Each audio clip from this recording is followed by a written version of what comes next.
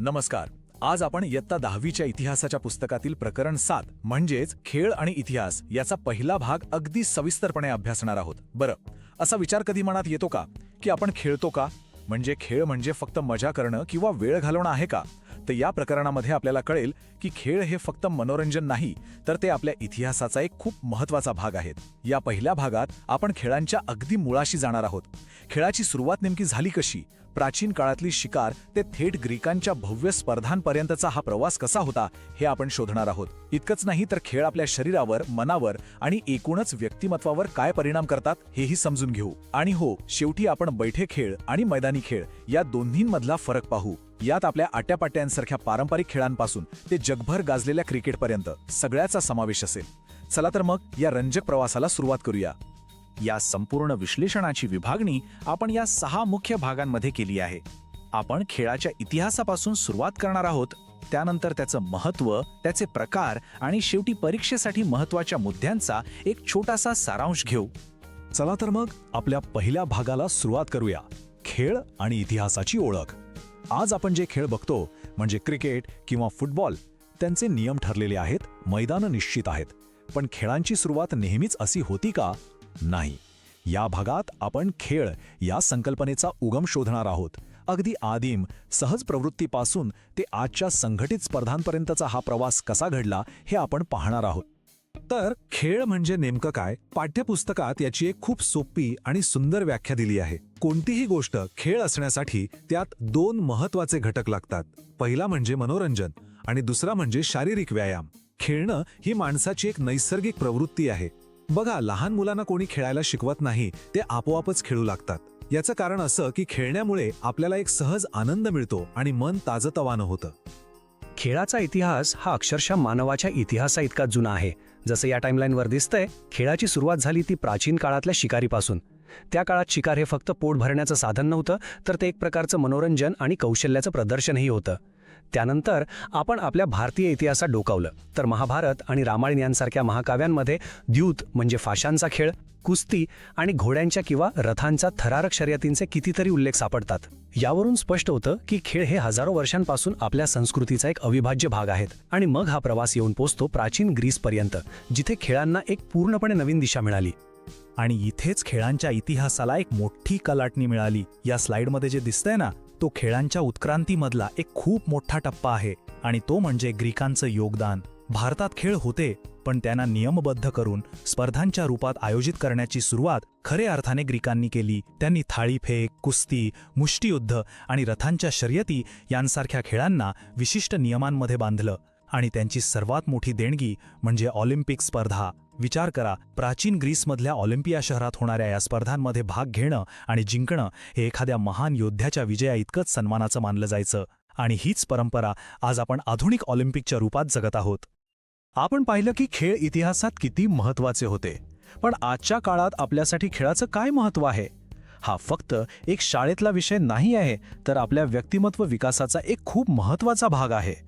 चला तर या दुसऱ्या भागात आपण पाहूया की खेळ एका निरोगी व्यक्तिमत्वाच्या जडणघडणीसाठी कसे आवश्यक आहेत.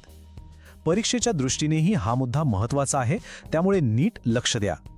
बरं, खेळाचे फायदे सांगताना सर्वात आधी आणि अगदी सहज लक्षात येणारे फायदे म्हणजे शारीरिक फायदे. खेळ हा खरं तर व्यायामाचा सर्वोत्तम प्रकार आहे. नियमित खेळल्यामुळे आपलं शरीर लवचिक बनतं, आपली सहनशक्ती वाढते आणि शरीरयष्टी मजबूत, चिवट बनते. अगदी सोप्या भाषेत सांगायचं झालं तर खेळ आपल्याला फिट आणि स्ट्रॉंग बनवतात. पण खेळ फक्त शरीरालाच नाही, तर मनालाही खूप ताकद देतात. अनेकदा अभ्यासाचा किंवा इतर गोष्टींचा ताण येतो, चिंता वाटते, बरोबर ना? खेळ यावर एक उत्तम उपाय आहेत. कधीतरी खेळण्यापूर्वी मनात विचारांचा जो गोंधळ असतो, तो खेळून झाल्यावर पूर्णपणे शांत आणि ताजंतवाणं झालेला असतो. याचं कारण असं की खेळताना आपलं सगळं लक्ष खेळावर केंद्रित होतं, ज्यामुळे रोजच्या चिंता आणि दुःख काही काळासाठी का होईना विसरली जातात आणि मनाला एक प्रकारचा आराम मिळतो. आणि सर्वात महत्त्वाचं म्हणजे खेळ आपलं चारित्र्य घडवतात. मैदानावर आपण फक्त खेळत नसतो, तर आयुष्यभराचे धडे शिकत असतो. खेळ आपल्याला धैर्य आणि दृढनिश्चय शिकवतात, म्हणजे शेवटच्या क्षणापर्यंत हार न मानण्याची वृत्ती. सांघिक खेळ आपल्याला एकत्र काम करायला म्हणजेच सहकार्य आणि संघभावना शिकवतात आणि यातूनच नेतृत्व गुणांचा विकास होतो. जिंकण्या हरण्या पलीकडे जाऊन खिलाडू वृत्ती जपायलाही खेळच शिकवतात. आता आपण खेळांच्या वर्गीकरणाला सुरुवात करत आहोत. याची सुरुवात आपण बैठे खेळांपासून करूया. बैठे खेळ म्हणजे असे खेळ जे बंद जागेत अनेकदा एकाच ठिकाणी बसून खेळले जातात. इथे बैठे खेळांचे वर्गीकरण दिलेलं आहे.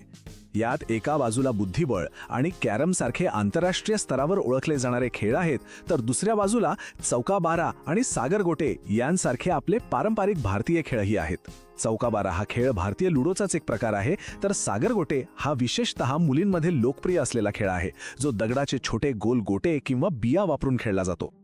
आणि या पारंपरिक खेळांमध्ये भातुकली या खेळाला एक विशेष स्थान आहे. भातुकली म्हणजे लहान मुलामुलींचा घर खेळ.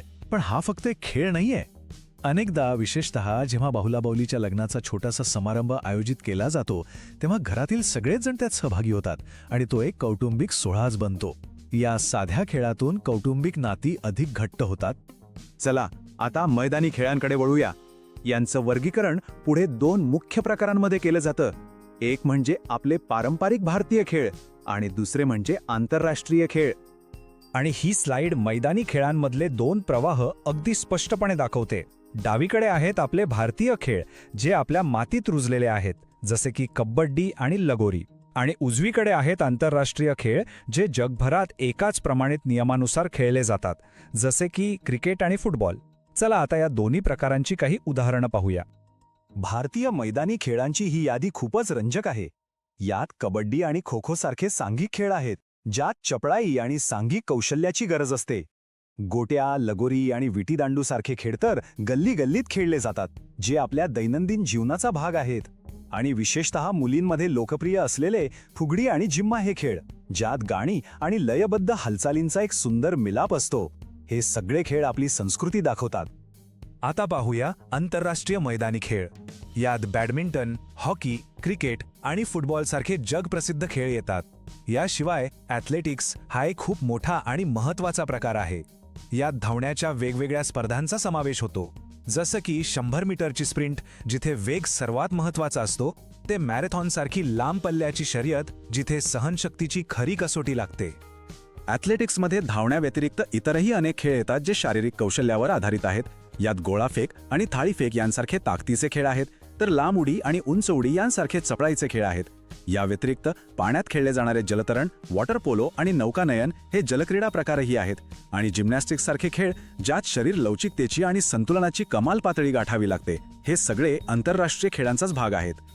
आता आपण एका अशा अनोख्या खेळावर विशेष लक्ष देणार आहोत, जो जिम्नॅस्टिक्स आणि शारीरिक व्यायामाचा एक अप्रतिम संगम आहे.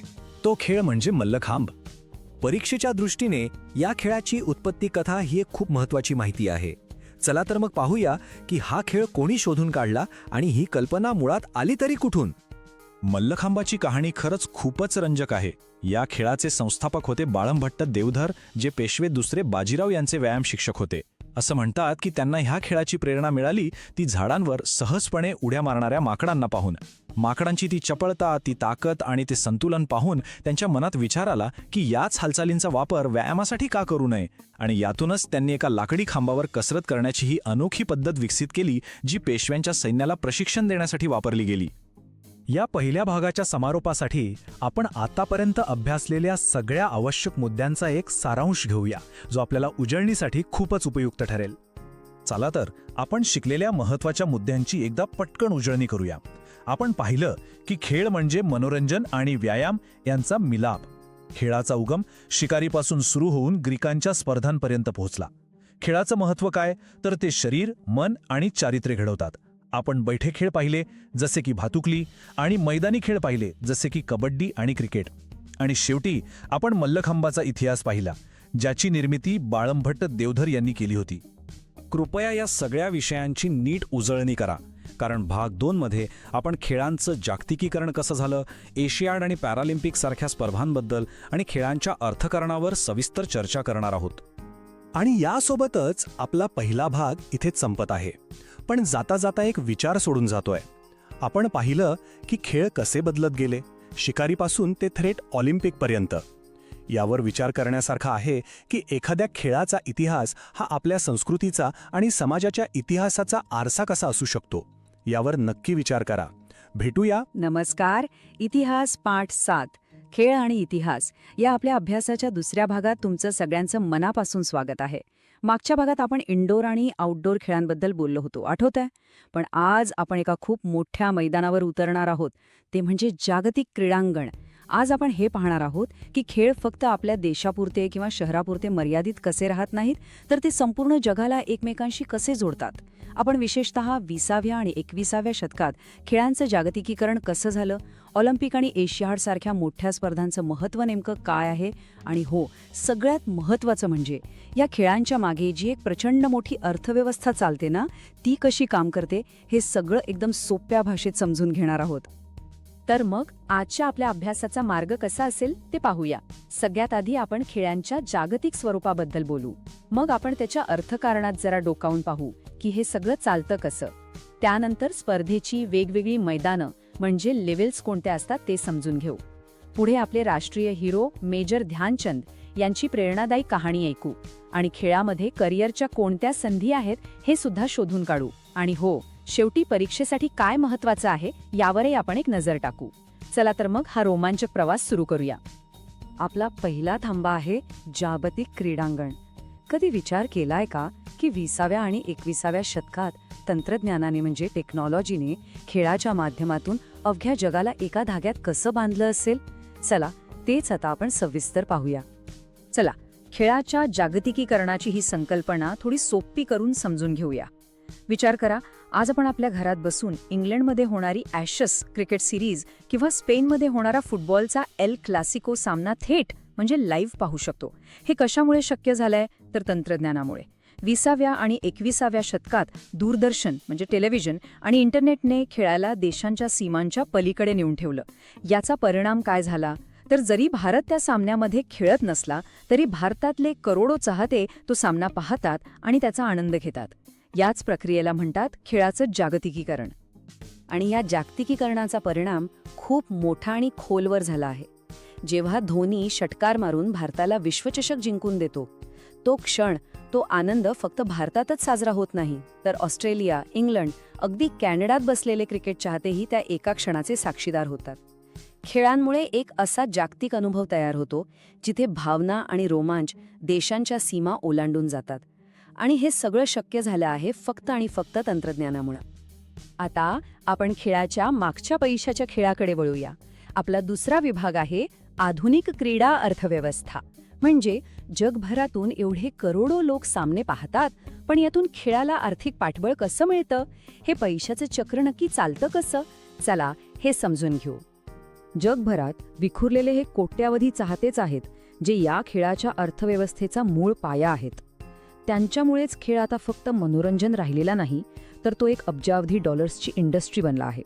तुम्ही विचार करा, खेळाडूंचे मोठे पगार, भव्य स्टेडियम्स आणि स्पर्धांचं आयोजन, या सगळ्यासाठी लागणारा खर्च येतो कुठून? तर तो येतो याच नवीन आर्थिक रचनेतून. हे अर्थव्यवस्थेचं चक्र अगदी सोपं आहे. पहिली पायरी, आपण म्हणजे चाहते मनोरंजनासाठी सामने पाहतो. दुसरी पायरी, आपल्यासारख्या लाखो करोडो लोकांपर्यंत पोहोचण्यासाठी वेगवेगळ्या कंपन्या टीव्हीवर जाहिराती देतात. आणि तिसरी पायरी, याच जाहिरातींमधून मिळालेल्या पैशातून स्पर्धांचं आयोजन होतं, खेळाडूंना पगार मिळतो आणि नवीन स्टेडियम्स उभी राहतात. सोप्या शब्दात सांगायचं तर आपल्या टीव्हीवर सामना पाहण्याचा जो वेळ आहे, तोच या संपूर्ण खेळाचा आर्थिक कणा आहे.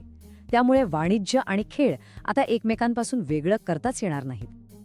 हा मुद्दा खूप महत्त्वाचा आहे. कंपन्यांसाठी खेळाचे सामने म्हणजे त्यांच्या वस्तू विकण्याची एक सुवर्ण संधीच असते.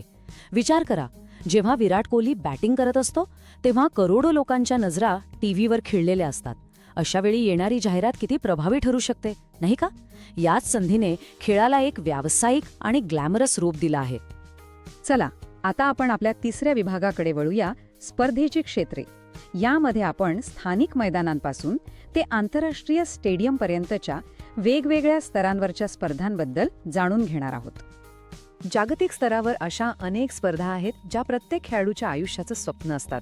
परीक्षेसाठी या काही मोठ्या स्पर्धा लक्षात ठेवा.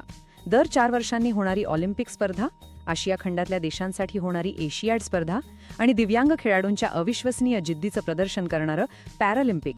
याशिवाय क्रिकेटचा वर्ल्ड कप, हॉकी, कुस्ती आणि बुद्धिबळाच्या विश्व अजिंक्यपद स्पर्धाही तितक्याच महत्त्वाच्या आहेत. या स्पर्धांमध्ये आपल्या देशाचं प्रतिनिधित्व करणं ही प्रत्येक खेळाडूसाठी राष्ट्रीय अभिमानाची सर्वोच्च भावना असते. पण एक गोष्ट लक्षात घ्या, कोणताही खेळाडू थेट आंतरराष्ट्रीय स्तरावर पोहोचत नाही. त्याचा एक प्रवास असतो, एक पिरॅमिडसारखा. सुरुवात होते आपल्या गावातल्या किंवा शाळेतल्या स्थानिक स्पर्धेतून. तिथून खेळाडू तालुका पातळीवर, मग जिल्हा आणि मग राज्य पातळीवर जातो.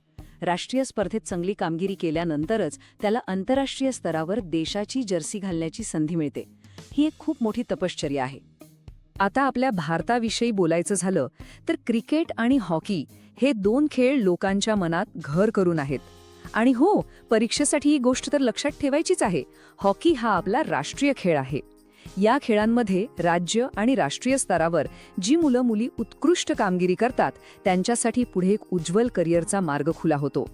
हीच कामगिरी त्यांना आंतरराष्ट्रीय स्तरावर घेऊन जाते. आता आपण भारतीय क्रीडा इतिहासातल्या अशा एका नावाबद्दल बोलणार आहोत ज्यांच्याशिवाय भारताचा खेळ इतिहास अपूर्णच राहील. एक असं व्यक्तिमत्व ज्यांनी हॉकीच्या मैदानात अक्षरशः जादू केली. आपला पुढचा विभाग आहे एक राष्ट्रीय नायक, ध्यानचंद. मेजर ध्यानचंद हे फक्त एक नाव नाही तर एक दंतकथा आहे. ते इतके महान हॉकीपटू होते की त्यांना हॉकीचे जादूगार असं म्हटलं जायचं. असं म्हणतात की त्यांच्या हॉकी स्टिकला चेंडू जणू काही चिकटलेलाच असायचा, इतकं अप्रतिम त्यांचं चेंडूवर नियंत्रण होतं. खरं सांगायचं तर भारतीय क्रीडा इतिहासाचं कोणतंही पान मेजर ध्यानचंद यांच्या उल्लेखाशिवाय पूर्ण होऊच शकत नाही. त्यांच्या कारकिर्दीवर एक नजर टाकूया.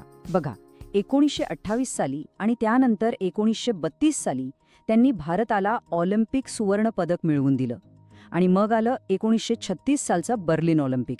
हिटलरच्या जर्मनीमध्ये त्यांनी भारतीय संघाचं नेतृत्व करत सुवर्ण पदकांची हॅट्रिक पूर्ण केली. सलग 3 ऑलिम्पिक्समध्ये सोनं जिंकणं ही एक अविश्वसनीय कामगिरी होती. त्यांच्या या अतुलनीय योगदानासाठी भारत सरकारने 1956 साली त्यांना पद्मभूषण या प्रतिष्ठित पुरस्काराने सन्मानित केलं. आणि या महान खेळाडूचा वारसा आपण आजही जपतो. त्यांचा जन्मदिन म्हणजे 29 ऑगस्ट हा दिवस संपूर्ण भारतात राष्ट्रीय क्रीडा दिन म्हणून साजरा केला जातो. हा दिवस आपल्याला त्यांच्या महानतेची आणि खेळाच्या महत्त्वाची आठवण करून देतो. ही तारीख सगळ्यांनी नक्की लक्षात ठेवा. आपला पुढचा विभाग खेळातील व्यावसायिक संधींबद्दल आहे. क्रीडा जगतातील करिअर. यात आपण मैदानावर आणि मैदानाबाहेर उपलब्ध असलेल्या व्यावसायिक संधींचा शोध घेऊया. खेळून काय होणार हा प्रश्न आता खूप जुना झाला आहे. आज खेळ हे एक उत्तम करिअर बनू शकतं. कसं? तर सरकार आणि खाजगी कंपन्या खेळाडूंना प्रोत्साहन देत आहेत. चांगल्या खेळाडूंना त्यांच्या सरावासाठी आणि खर्चासाठी शिष्यवृत्ती म्हणजे स्कॉलरशिप मिळते. आणि सगळ्यात महत्त्वाचं म्हणजे सरकारी नोकऱ्यांमध्ये आणि अनेक कंपन्यांमध्ये खेळाडूंसाठी खास राखीव जागा असतात. यामुळे खेळाडूंना एक प्रकारची आर्थिक सुरक्षा मिळते. आता प्रश्न येतो की खेळाडू निवृत्त झाल्यावर त्यांचं काय होतं? तर ही नवीन क्रीडा अर्थव्यवस्था त्यांनाही संधी देते. आजकाल आपण टीव्ही चॅनल्सवर पाहतो तिथे तज्ज्ञ, समालोचक किंवा कॉमेंटेटरची खूप मोठी मागणी आहे. जे खेळाडू निवृत्त झाले आहेत ते आपल्या अनुभवाच्या जोरावर खेळातील बारकावे, डावपेच हे प्रेक्षकांना उत्तम प्रकारे समजावून सांगतात. याचा अर्थ मैदानावर असताना राखीव जागा आणि शिष्यवृत्तीमुळे करिअर सुरक्षित असतं आणि निवृत्तीनंतर कॉमेंट्रीसारखे पर्याय सुद्धा उपलब्ध असतात. चला, आता आपण या दुसऱ्या भागाचा समारोप करूया आणि परीक्षेच्या दृष्टीने जे महत्त्वाचे मुद्दे आहेत त्यांच्यावर लक्ष केंद्रित करूया. चला, आज आपण काय काय शिकलो ते पटकन आठवून घेऊया. पहिलं, जागतिकीकरणामुळे खेळ जगभर पोहोचले आणि त्यातून एक मोठी अर्थव्यवस्था उभी राहिली. दुसरं, ऑलिम्पिक आणि एशियाडसारख्या मोठ्या स्पर्धांचं महत्त्व आपण जाणलं. तिसरं, हॉकीचे जादूगार मेजर ध्यानचंद आणि त्यांचा जन्मदिन 29 ऑगस्ट जो राष्ट्रीय क्रीडा दिन म्हणून साजरा होतो हे आपण लक्षात ठेवलं. आणि चौथं, खेळात चांगली कामगिरी केल्यास नोकरी आणि शिष्यवृत्तीच्या संधी मिळतात हेही आपण पाहिलं.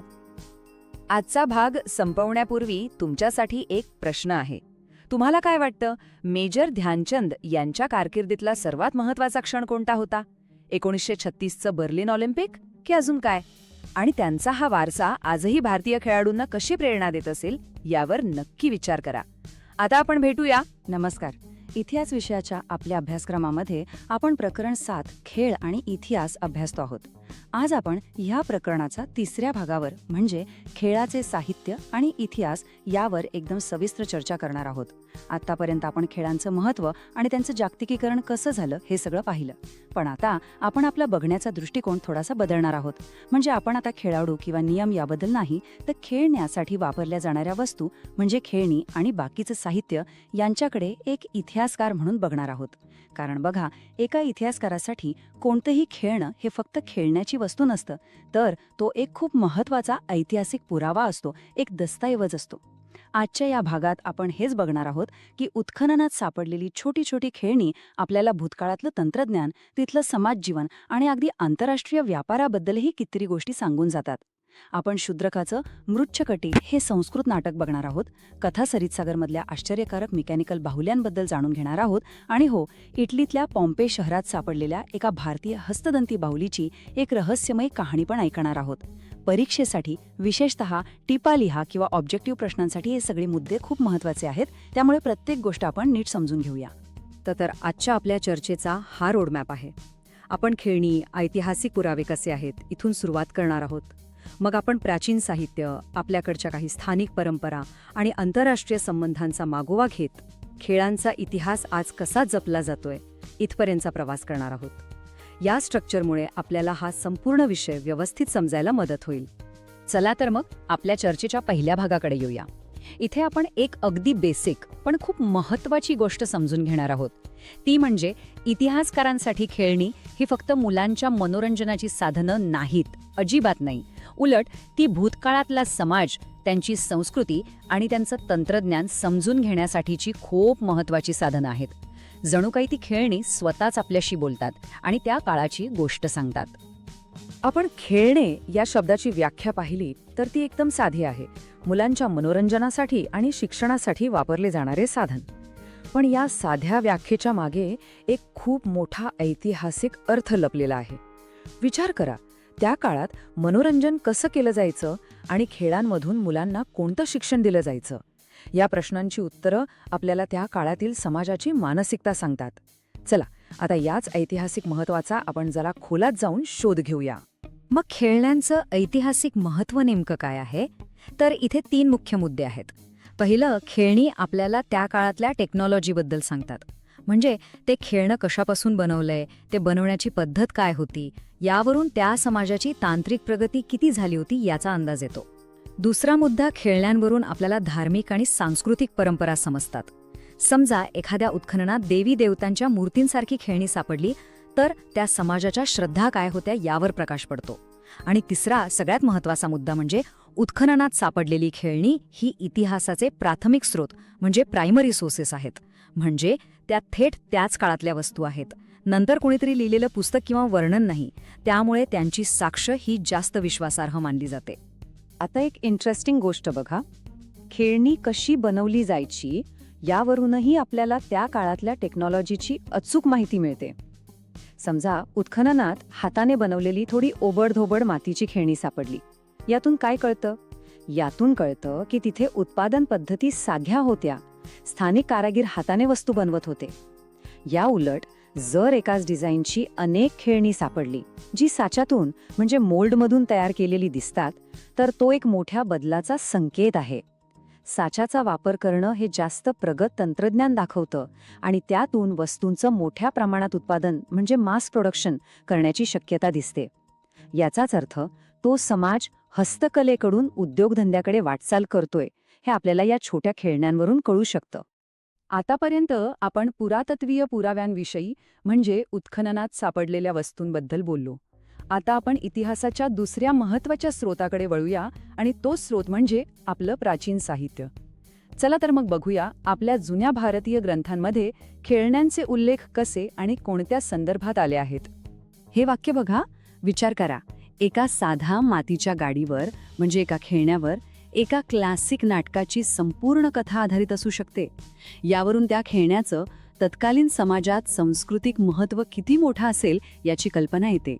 आणि हे नाटक म्हणजे शूद्रक कवीने लिहिलेलं प्रसिद्ध संस्कृत नाटक मृच्छकटिक. मृच्छकटिक या नावाचा अर्थच होतो मातीची गाडी.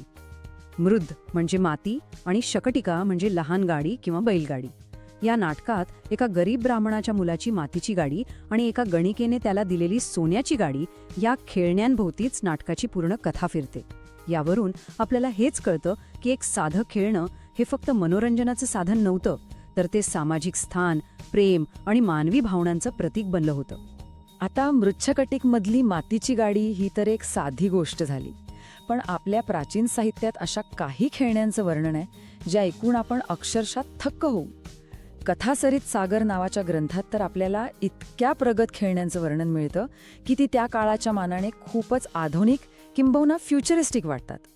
जरा कल्पना करून बघा, कथासरित सागर या ग्रंथामध्ये अशा बाहुल्यांचा उल्लेख आहे ज्यांना किल्ली दिली की त्या उडायच्या, नाचायच्या किंवा आवाज करायच्या.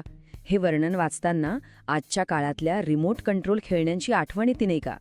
जरी या केवळ कथा असल्या तरी त्यातून हे नक्कीच दिसतं की प्राचीन भारतात मेकॅनिक्स, ऑटोमेशन यांसारख्या संकल्पना अस्तित्वात होत्या आणि लोक अशा प्रगत यंत्रांची कल्पना करू शकत होते. हे त्या काळातल्या प्रगत वैचारिक पातळीचं एक उत्तम उदाहरण आहे.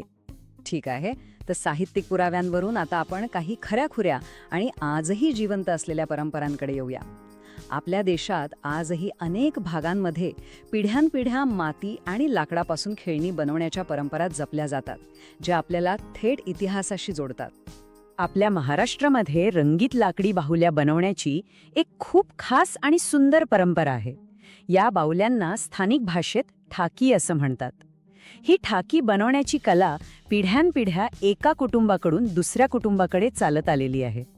ही फक्त एक बाहुली नाहीये, तर महाराष्ट्राच्या समृद्ध हस्तकला परंपरेचं आणि आपल्या सांस्कृतिक ओळखीचं ते एक प्रतीक आहे. महाराष्ट्रातली अजून एक अनोखी परंपरा म्हणजे दिवाळीत मातीचे किल्ले बनवणं. लहान मोठे सगळे एकत्र येऊन मातीचे छोटे किल्ले तयार करतात आणि त्यावर छत्रपती शिवाजी महाराज, त्यांचे मावळे आणि सैन्य यांच्या प्रतिमा ठेवतात. हा फक्त एक खेळ किंवा सण साजरा करण्याची पद्धत नाहीये, तर हा आपला इतिहास जिवंत ठेवण्याचा एक खूप प्रभावी मार्ग आहे. या प्रथेमुळे लहान मुलांच्या मनात शिवरायांच्या शौर्याबद्दल आणि पराक्रमाबद्दल अभिमान आणि उत्सुकता निर्माण होते. ही एका पिढीकडून दुसऱ्या पिढीकडे इतिहास पोचवणारी एक अप्रतिम सांस्कृतिक प्रथा आहे. आता आपण एका अशा पुरातत्वीय शोधाकडे वळणार आहोत जो फक्त भारतापुरता मर्यादित नाही, तर तो भारताच्या प्राचीन आंतरराष्ट्रीय संबंधांचा एक ठोस आणि न नाकारता येणारा पुरावा देतो. ही आहे एका बाहुलीची गोष्ट जी सापडली इटलीमध्ये, पण तिची मुळं होती आपल्या भारतात. प्रश्न एकदम साधा वाटतो, पण त्याचं उत्तर खूपच रोमांचक आहे. विचार करा, इटलीतल्या पॉम्पेई या प्राचीन शहराच्या अवशेषांमध्ये सापडलेली एक हस्तिदंती बाहुली तब्बल 2000 वर्षापूर्वीच्या भारत आणि बलाढ्य रोमन साम्राज्यामधल्या व्यापारी संबंधांचा पुरावा कशी असू शकते? चला, या प्रश्नाचं उत्तर शोधण्यासाठी इतिहासाच्या पानात डोकावून बघूया. ह्या केस फाईलकडे जरा लक्ष द्या. इटलीतल्या पॉम्पेई शहरात उत्खनन चालू असताना ही हस्तिदंती बाहुली सापडली. जेव्हा अभ्यास केला गेला तेव्हा हे सिद्ध झालं की ही बाहुली भारतीय बनावटीची आहे. तिची घळण, तिचं कोरीव काम सगळं काही पूर्णपणे भारतीय शैलीचं होतं आणि तिचा काळ निश्चित करण्यात आला इसवी सन 1 शतक. यावरून काढलेला निष्कर्ष अगदी स्पष्ट होता, ही बाहुली म्हणजे प्राचीन भारत आणि रोम यांच्यात असलेल्या थेट व्यापारी संबंधांचा एक भौतिक म्हणजे प्रत्यक्ष पुरावा आहे. या बाहुलीचा प्रवास या टाइमलाईनवरून आपल्याला अजून चांगला कळेल. बघा, इसवी सनाच्या 1 शतकात भारतातल्या कुशल कारागिरांनी हस्तिदंतापासून ही सुंदर बाहुली बनवली. त्या काळात भारत आणि रोममध्ये मसाल्याचे पदार्थ, कापड, मौल्यवान खडे यांचा खूप मोठा व्यापार चालायचा. याच व्यापारी मार्गाने ही बाहुली इटलीला पोचली. मग इसवी सन 79 मध्ये माउंट वेसुवियस नावाच्या ज्वालामुखीचा प्रचंड उद्रेक झाला आणि त्यात अख्खं पॉम्पेई शहर राखेच्या ढिगाऱ्याखाली गाडलं गेलं. पण गंमत म्हणजे याच राखेनं या बाहुलीचं जतन केलं. मग अनेक शतकांनंतर 18व्या शतकात जेव्हा पॉम्पेईचं उत्खनन सुरू झालं तेव्हा ही बाहुली पुन्हा जगासमोर आली. आज ही बाहुली फक्त एक कलाकृती नाही, तर प्राचीन जागतिक व्यापाराचा आणि 2 महान संस्कृतींमधल्या संबंधांचा एक मूक पण अत्यंत प्रभावी साक्षीदार आहे. आपण प्राचीन खेळण्यांबद्दल आणि त्यांच्या इतिहासाबद्दल तर बोललो, पण आता प्रश्न असा आहे की या खेळांचा आणि वेगवेगळ्या क्रीडा प्रकारांचा इतिहास आधुनिक काळात कसा जपला जातोय आणि त्याचा अभ्यास कसा होतोय. चला, आता यावर थोडा प्रकाश टाकूया. आज खेळांचा इतिहास हा एक स्वतंत्र आणि महत्त्वाचा अभ्यासाचा विषय बनला आहे. त्यासाठी वेगवेगळ्या माध्यमांमधून माहिती जपली जात आहे. उदाहरणार्थ, आता विशिष्ट खेळांवर पुस्तकं लिहिली जात आहेत, जसं की मल्लखांबाचा इतिहास, व्यायामासारख्या विषयावर स्वतंत्र विश्वकोश म्हणजे एन्सायक्लोपीडिया तयार होत आहेत. जुनी खेळा मासिकं जसं की षटकार ही आजच्या अभ्यासकांसाठी ऐतिहासिक दस्तऐवज बनली आहेत.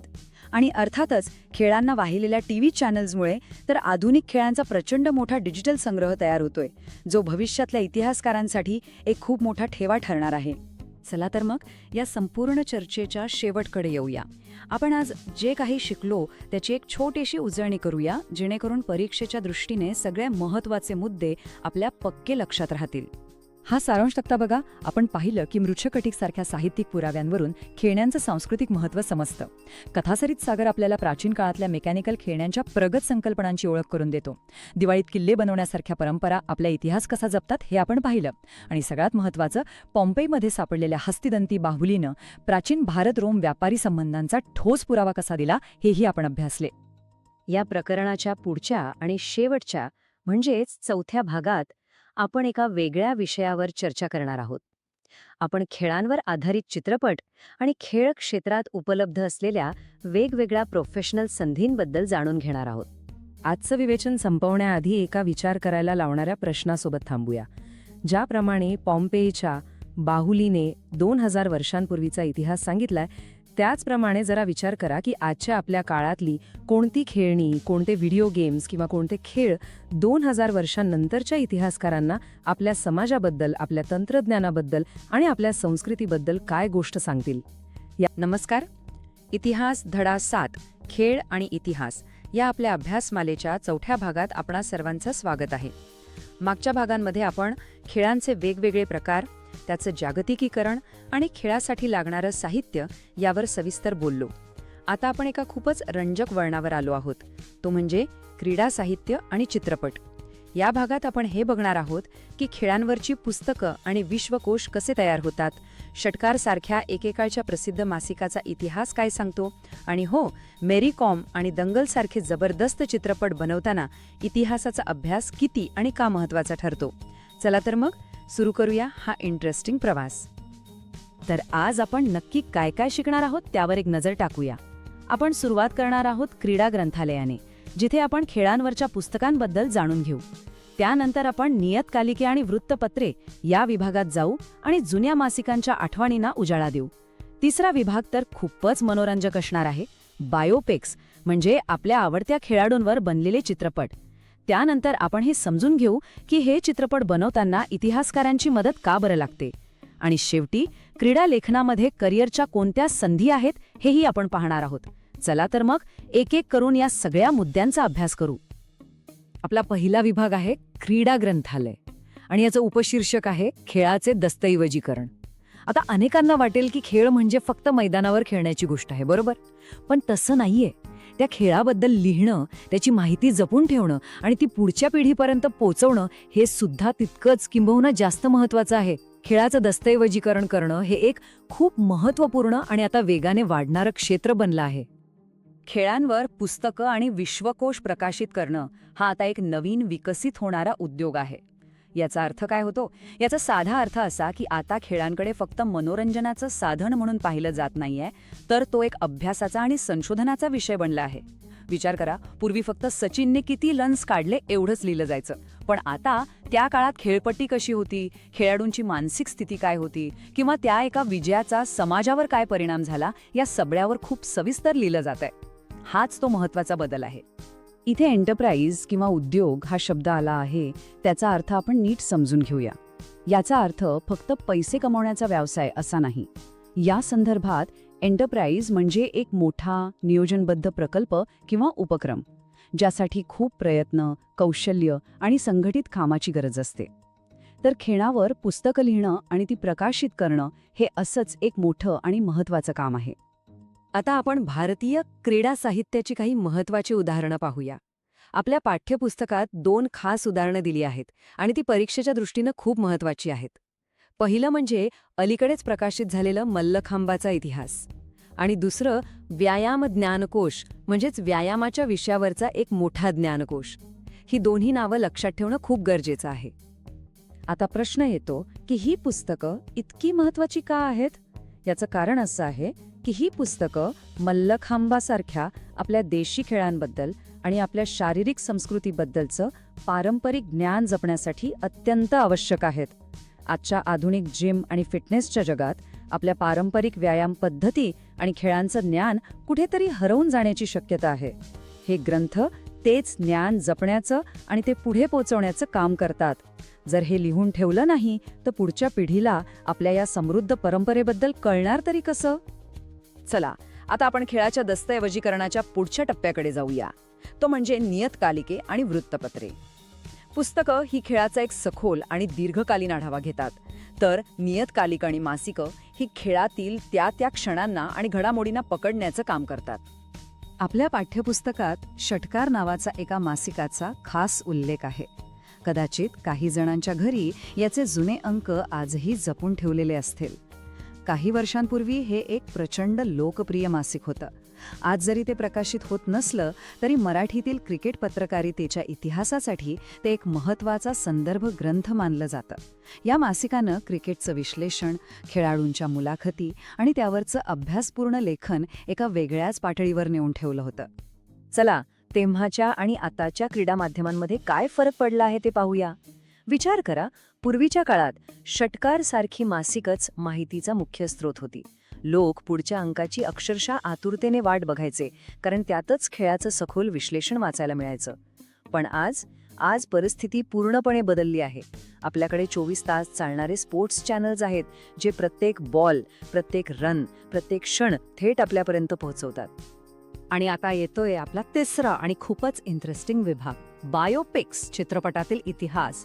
इथे आपण खेळाडूंच्या जीवनावर आधारित चित्रपटांच्या आधुनिक ट्रेंडवर लक्ष केंद्रित करणार आहोत. चित्रपट हे एक असं शक्तिशाली माध्यम आहे जे खेळाडूंच्या कथा मोठ्या पडद्यावर जिवंत करतं आणि लाखो लोकांपर्यंत पोचवतं. अलीकडच्या काळात खेळांवर आणि खेळाडूंच्या जीवनचरित्रांवर चित्रपट बनवण्याचा एक मोठा ट्रेंडच आलाय.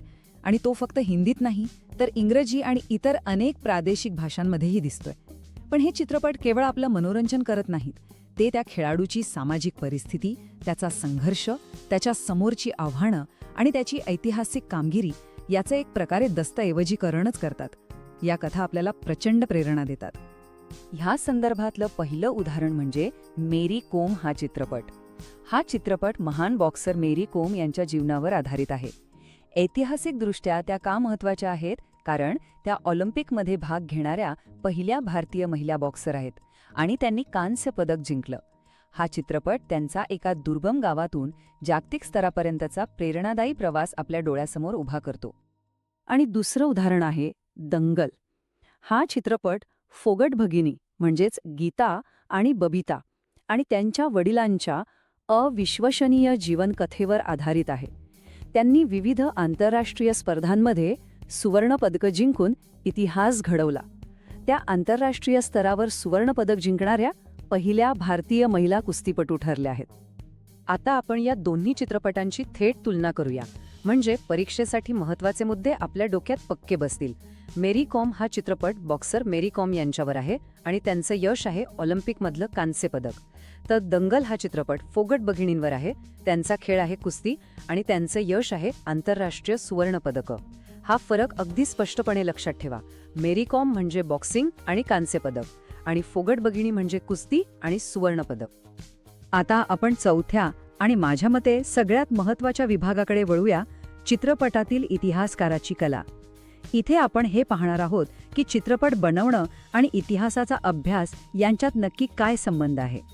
आठवतंय का, आपण उपयोजित इतिहास याबद्दल बोललो होतो, म्हणजे इतिहासाचा वर्तमानात उपयोग करणं. तर चरित्रात्मक चित्रपट बनवणं हे त्याच उपयोजित इतिहासाचं एक सर्वोत्तम उदाहरण आहे. खेळावर चित्रपट बनवण्याचा इतिहासाच्या अभ्यासाशी काय संबंध असू शकतो असा प्रश्न अनेकांना पडला असेल. हा एक खूप महत्त्वाचा प्रश्न आहे, कारण याच्या उत्तरातच उपयोजित इतिहासाचं खरं महत्त्व दडलेलं आहे. जेव्हा एखाद्या ऐतिहासिक चित्रपट बनवला जातो तेव्हा पडद्यामागे खूप मोठं संशोधन सुरू असतं. पहिलं म्हणजे त्या कालखंडाचा अभ्यास. म्हणजे जर चित्रपट 1980च्या दशकातला असेल तर त्यावेळची राजकीय सामाजिक परिस्थिती कशी होती हे समजून घ्यावं लागतं. दुसरं म्हणजे तत्कालीन भाषा. त्या काळात लोक कसे बोलायचे, कोणते शब्द वापरात होते, आज आपण जे शब्द वापरतो ते तेव्हा नव्हते, हे बारकावे अभ्यासावे लागतात. तिसरं वेशभूषा आणि गणवेश. त्या काळातले कपडे, फॅशन, खेळाडूंचे गणवेश कसे होते याचं अचूक चित्रण करावं लागतं. आणि चौथं सामाजिक जीवन, म्हणजे त्या काळातलं वातावरण, लोकांचं राहणीमान, घरं, गाड्या हे सगळं हुबेहूब उभं करावं लागतं. या सखोल संशोधनाशिवाय तो चित्रपट खरा आणि विश्वासार्ह वाटूच शकत नाही. आणि इथेच इतिहासाच्या विद्यार्थ्यांचं महत्त्व अधोरेखित होतं. इतिहासाच्या विद्यार्थ्यांना अशा प्रकारच्या सखोल संशोधनाचं उत्तम प्रशिक्षण मिळालेलं असतं. त्यांना जुने दस्तऐवज, फोटो, मुलाखती यांमधून अचूक माहिती कशी काढायची हे चांगलं माहीत असतं. त्यामुळे चित्रपट निर्मितीच्या प्रक्रियेत ते अनमोल ठरतात आणि त्यांचं योगदान खूप महत्त्वाचं असतं. आता आपण आपल्या शेवटच्या विभागाकडे आलो आहोत, क्रीडा लेखनातील व्यावसायिक मार्ग. जर खेळ आणि इतिहास या दोन्ही विषयांची आवड असेल तर करिअरच्या कोणत्या संधी उपलब्ध आहेत, चला त्यावर एक नजर टाकूया. क्रीडा इतिहासाचं ज्ञान असेल तर अनेक व्यावसायिक दारं उघडी होतात. विश्वकोशांसाठी लेख लिहिता येतात, वृत्तपत्रांसाठी क्रीडा पत्रकार म्हणून काम करता येतं, किंवा क्रीडा मासिकांमध्ये विश्लेषणात्मक लेख लिहिता येतात. या सगळ्या कामांसाठी खेळाच्या इतिहासाची सखोल माहिती असणं खूप आवश्यक आहे. ही एक गोष्ट नेहमी लक्षात ठेवा, विक्रम मोडल्याचा इतिहास माहीत असल्याशिवाय क्रिकेटच्या सामन्याबद्दल तुम्ही कधीच चांगला लेख लिहू शकत नाही. जेव्हा एखादा खेळाडू विक्रम करतो तेव्हा तो कोणाचा विक्रम मोडत आहे, तो जुना विक्रम किती वर्ष टिकून होता, यासारखी ऐतिहासिक माहिती लेखाला एक वेगळीच खोली देते. हीच माहिती एका सामान्य बातमीचं रूपांतर एका अभ्यासपूर्ण विश्लेषणात्मक लेखात करते. त्यामुळे इतिहास हा खूप महत्त्वाचा आहे. चला तर आजच्या या भागातील सगळ्यात महत्त्वाच्या मुद्द्यांचा थोडक्यात आढावा घेऊया. साहित्याच्या संदर्भात मल्लखंबाचा इतिहास आणि षटकार मासिक ही नावं लक्षात ठेवा. चित्रपटांच्या बाबतीत मेरी कॉम म्हणजे बॉक्सिंग आणि कांस्य पदक, आणि दंगल म्हणजे कुस्ती आणि सुवर्ण पदक यांच्यातला फरक स्पष्टपणे ध्यानात ठेवा. आणि उपयोजित इतिहासाच्या दृष्टीने चित्रपटांसाठी त्या काळातील वेशभूषा आणि भाषेसारख्या तपशिलांवर संशोधन करणं किती आवश्यक आहे हे समजून घ्या. या धड्याच्या शेवटच्या म्हणजेच 5व्या भागात आपण खेळातील थेट व्यावसायिक संधींवर चर्चा करणार आहोत, जसं की समालोचक किंवा पंच बनणं. त्यामुळे पुढचा भाग देखील नक्कीच खूप महत्त्वाचा ठरणार आहे. जाता जाता एक विचार करायला लावणारा प्रश्न. जसं तंत्रज्ञान वेगाने विकसित होत आहे तसं भविष्यात आजच्या खेळाडूंच्या कथांचं दस्तऐवजीकरण करण्याचं आणि त्या लोकांपर्यंत पोहोचवण्याची पद्धत कशी बदलू शकते, यावर नक्की विचार करा. भेटूया नमस्कार. इतिहासाच्या प्रकरण 7 भाग 5 मध्ये आपलं स्वागत आहे. आतापर्यंत आपण खेळांचा इतिहास, त्याचे प्रकार आणि साहित्याबद्दल बरीच माहिती घेतली आहे. पण आता आपण एका खूप महत्त्वाच्या आणि प्रॅक्टिकल प्रश्नाकडे वळतोय. इतिहासाचा अभ्यास करून खेळामध्ये करिअर कसं करता येईल? तर या भागात आपण याच प्रश्नाचं उत्तर शोधणार आहोत. एका स्पोर्ट्स कॉमेंटेटरला इतिहासाचं ज्ञान असणं का गरजेचं आहे हे आपण महान समालोचक बाळ ज पंडित यांच्या उदाहरणातून समजून घेऊ. इतकंच नाही तर स्पोर्ट्स जर्नलिझम, अंपायरिंग आणि 24 तास चालणाऱ्या स्पोर्ट्स चॅनल्समध्ये कोणत्या प्रोफेशनल संधी आहेत यावरही आपण बोलणार आहोत. चला तर मग सुरुवात करूया. आपण आज काय काय पाहणार आहोत त्यावर एक पटकन नजर टाकूया. सगळ्यात आधी आपण बघू की इतिहासकारांना क्रीडा क्षेत्रात कसा फायदा होतो. त्यानंतर क्रीडा माध्यमांमधल्या करिअर संधी, बाळज पंडित यांची केस स्टडी आणि मैदानावरच्या इतर महत्त्वाच्या भूमिकांबद्दल जाणून घेऊ. आणि शेवटी एक स्थिर करिअर कसं घडवता येईल यावर चर्चा करून संपूर्ण प्रकरणाचा एक क्विक रिकॅप घेऊ. चला तर मग आपल्या पहिल्या सेक्शनपासून सुरुवात करूया. इथे आपण इतिहास आणि क्रीडा क्षेत्रातल्या नोकरीच्या संधी यांच्यातला थेट संबंध काय आहे हे बघणार आहोत. हाच तो दुवा आहे जो या दोन वेगळ्या वाटणाऱ्या विषयांना एकत्र जोडतो. आणि हाच तो मूळ प्रश्न आहे ज्याचं उत्तर देण्यासाठी आपण हा भाग तयार केला आहे. इतिहासाचा वापर करून खेळात कोणतं करिअर करता येईल? खेळ आणि इतिहास हे दोन वेगळे विषय वाटत असले तरी त्यांच्यात एक खूप घट्ट नातं आहे आणि याच नात्यातून अनेक व्यावसायिक संधींची दारं उघडतात. चला बघूया कशी. तर या संधी नेमक्या आहेत तरी कुठे? सगळ्यात मोठी आणि इंटरेस्टिंग संधी आहे स्पोर्ट्स मीडियामध्ये. म्हणजे प्रेस बॉक्सपासून ते कॉमेंट्री बूथपर्यंत या क्षेत्रात ऐतिहासिक ज्ञानाला खूप जास्त महत्त्व आहे. कसं ते पाहूया. क्रीडा पत्रकारिता म्हणजे काय? एकदम सोप्या भाषेत सांगायचं झालं तर खेळांबद्दल लेख लिहिणं, त्याचं विश्लेषण करणं आणि अहवाल तयार करणं. मग ते ऑलिम्पिक असो, एशियाड असो किंवा कुठलाही नॅशनल इंटरनॅशनल सामना. पण फक्त मॅचमध्ये काय झालं हे सांगणं पुरेसं नाही. त्या घटनेला एक संदर्भ देण्यासाठी, खेळाडूच्या कामगिरीचं विश्लेषण करण्यासाठी खेळाच्या इतिहासाची सखोल माहिती असणं खूप गरजेचं आहे. त्याशिवाय तुमच्या लिखाणाला ती डेप्थ येत नाही. मग एक क्रीडा पत्रकार नक्की काय करतो? त्यांना फक्त लेख आणि परीक्षणच लिहावी लागत नाहीत, तर सध्याच्या कामगिरीची तुलना भूतकाळातल्या रेकॉर्डशी करावी लागते. आजचा विजय खरोखरच ऐतिहासिक आहे का, हे सांगण्यासाठी इतिहासाचा आधार घ्यावाच लागतो. म्हणूनच न्यूजपेपर्स आणि मॅगझिन्सना नेहमी अशा एक्सपर्टची गरज असते ज्यांना खेळाचा ऐतिहासिक संदर्भ व्यवस्थित समजतो. आता तुम्हीच विचार करा, कॉमेंट्रीशिवाय मॅच बघण्यात ती मजा आहे का? नाही ना. तज्ज्ञ समालोचक म्हणजेच एक्सपर्ट कॉमेंटेटर्समुळेच मॅच बघण्याचा अनुभव अधिक इंटरेस्टिंग होतो. पण कोणताही कॉमेंट्रेटर एक्सपर्ट कसा बनतो? ते फक्त मैदानात काय घडतंय हेच सांगत नाहीत, तर त्या प्रत्येक क्षणाला एक ऐतिहासिक संदर्भ देतात, माहितीची जोड देतात आणि आपला अनुभव अजून चांगला करतात. तर मग एका महान कॉमेंटेटरकडे कोणती हत्यारं असतात? त्यांना खेळाचा इतिहास, आकडेवारी आणि जुने रेकॉर्ड्स तोंडपाठ असावे लागतात. त्यांना महान खेळाडूंच्या कथा माहिती असाव्या लागतात. आणि सगळ्यात महत्त्वाचं म्हणजे ते खेळाशी संबंधित ऐतिहासिक किस्से सांगून कॉमेंट्रीमध्ये रंग भरू शकले पाहिजेत. हेच ते ऐतिहासिक ज्ञान आहे जे कॉमेंट्रीला फक्त माहितीपूर्ण नाही तर अविस्मरणीय बनवतं. आणि याचं सगळ्यात उत्तम उदाहरण म्हणजे एक असं व्यक्तिमत्व ज्यांनी भारतीय क्रीडा समालोचनाला एक नवी ओळख दिली, ते म्हणजे बाळ ज पंडित. हे नाव भारतीय क्रीडा इतिहासात सुवर्ण अक्षरांनी कोरलेलं आहे. बाळ ज पंडित. ते पहिले भारतीय क्रिकेटपटू होते ज्यांनी कॉमेंट्रीच्या क्षेत्रात पाऊल ठेवलं. आकाशवाणीवर म्हणजे ऑल इंडिया रेडिओवर त्यांची कॉमेंट्री ऐकण्यासाठी लोक अक्षरशः रेडिओला कान लावून बसायचे. पण ते इतके लोकप्रिय का होते? कारण त्यांची कॉमेंट्री म्हणजे फक्त बॉल बाय बॉल अपडेट नव्हतं, तर ती एक ऐतिहासिक सफर असायची. ते मैदानाचा इतिहास सांगायचे, खेळाडूंच्या करिअरमधले चढ उतार उलगडून दाखवायचे आणि जुन्या विक्रमांची आठवण करून द्यायचे. ह्याच ऐतिहासिक तपशियांमुळे त्यांची कॉमेंट्री लोकांना खिळवून ठेवत असे. यावरून एकच गोष्ट सिद्ध होते: प्रेक्षकांना गुंतवून ठेवण्यासाठी ऐतिहासिक ज्ञान हीच खरी गुरुकिल्ली आहे. कॉमेंटेटर्सप्रमाणेच पडद्यामागे आणि मैदानावरही अनेक महत्त्वाच्या भूमिका असतात. चला, आता आपण टेलिव्हिजनमधल्या निर्मिती आणि पंचगिरी म्हणजेच ऑफिशिएटिंग यांसारख्या क्षेत्रांकडे वळूया.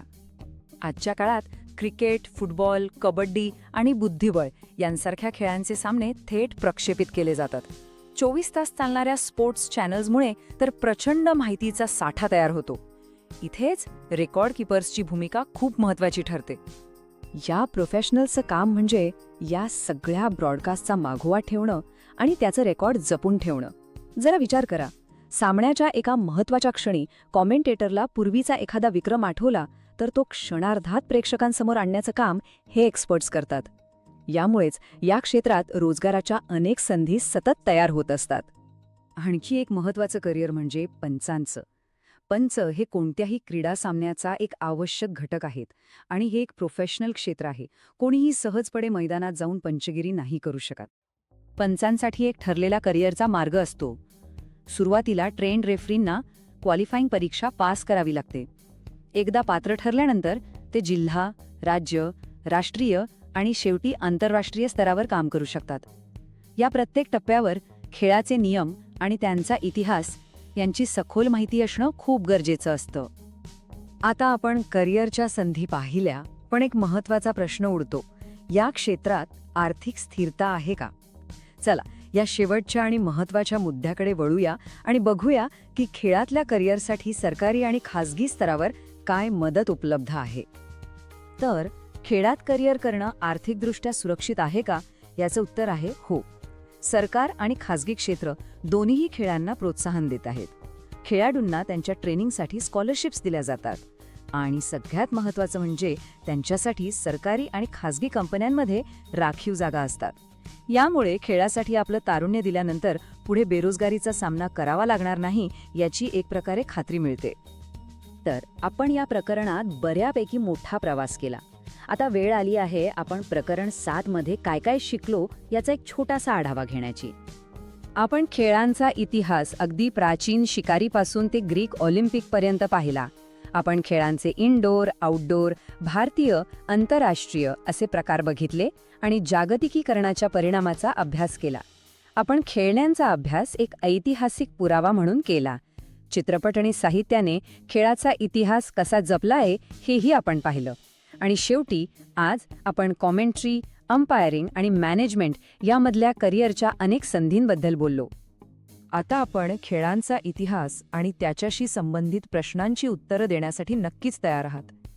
पुढच्या भागात आपण प्रकरण 8 पर्यटन आणि इतिहास याकडे वळणार आहोत. त्यात आपण तीर्थयात्रेच्या प्राचीन परंपरेतून आजचा मॉडर्न टुरिझम उद्योग कसा विकसित झाला हे पाहू आणि थॉमस कुक, कृषी पर्यटन, हेरिटेज वॉक्स यांसारख्या इंटरेस्टिंग गोष्टींवर चर्चा करू. तोपर्यंत आपल्या पाठ्यपुस्तकातील प्रकरण 7 वरचा स्वाध्याय पूर्ण करायला विसरू नका.